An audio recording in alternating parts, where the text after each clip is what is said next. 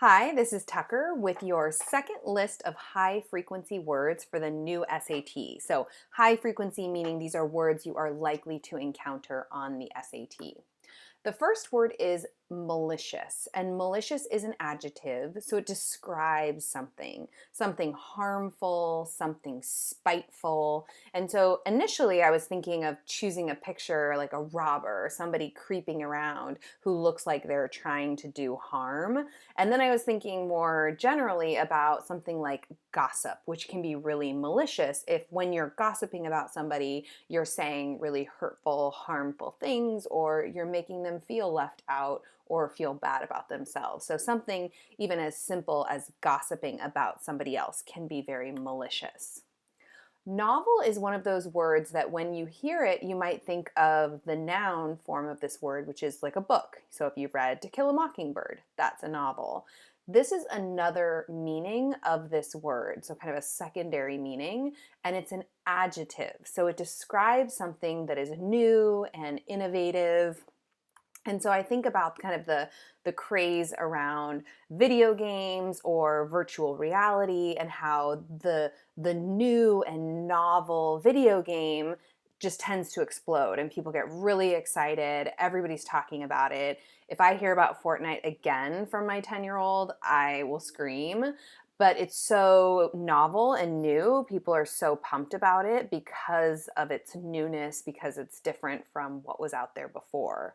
So again, novel, it's a secondary meaning. It describes something that's new and innovative.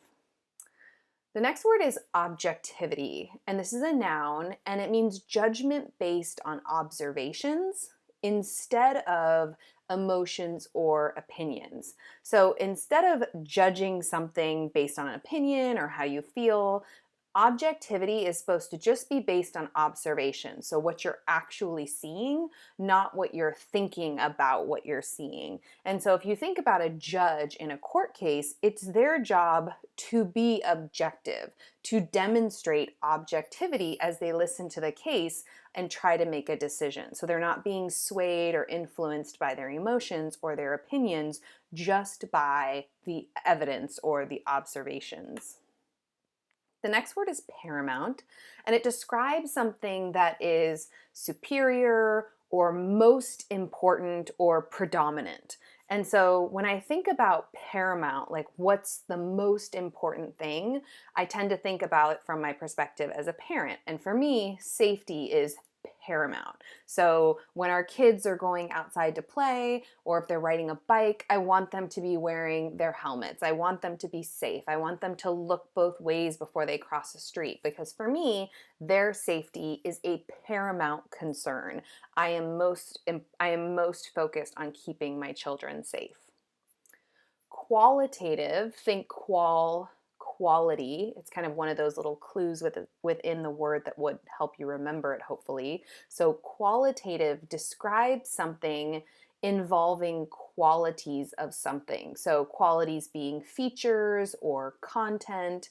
And so, if you're making qualitative observations, you're looking at the qualities of something. So, if I was going to describe these folks qualitatively, I would describe maybe differences in what they're wearing or the types of shoes they've chosen or the activities that they're engaged in or the type of media that they're engaged with in this photo. So it's involving the qualities of something or someone.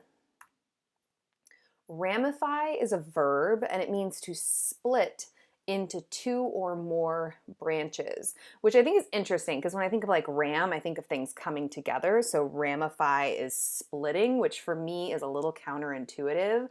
But one of the things that I tend to imagine when I think of things splitting are the ways in which freeways tend to split, right? Like you take an off ramp to go from one freeway that's splitting off in a different direction, heading northbound or southbound or east or west in a different direction. So all of those splits that happen in the freeway help me to remember the word ramify. So the freeway will ramify and split into different branches. Satiated is an adjective and it describes the feeling of being satisfied. And often the word satiated is used in relation to hunger and eating. So if you eat a meal and you just feel super satiated, it means it just hit the spot. It was exactly what you needed, which is different than, being super full or wishing you had more of something. So it's that kind of perfect in the middle of feeling satisfied with what you ate. Satiated. Tactful is a describing word, it's an adjective, and it describes somebody who is skilled at dealing with people. So they have tact, which means they have a way of saying things where they're not going to offend anybody, but they tend to be probably very objective when they talk to people. So when I think about people who have to be really tactful in their jobs, I think of someone like a therapist, right? Maybe you are a therapist and you're listening to a couple that's really having a hard time, and you really agree with one of the couples, one of the people in the couples, yet you have to be tactful and you have to word your questions and your comments so that you don't offend anybody and you don't alienate anybody. So I think of therapists as having to be very tactful. I also think of, even professions like a teacher. Like, if you're tactful as a teacher, you're likely to handle situations really well and not make kids feel like you have one person's side instead of another. Something that is ubiquitous is everywhere. So again, this is a describing word, it's an adjective, and it means being everywhere all at once. So if something is ubiquitous, you can see it almost anywhere. So for me, I was thinking about cell phones, technology, but specifically cell phones. So whenever you see groups of people, whether you're in an elevator or you're in a bus or you're, at a concert, everybody has their phones out. Everybody's texting or sending messages. Everybody's taking pictures. This form of technology has become ubiquitous in the last, 15 years or so.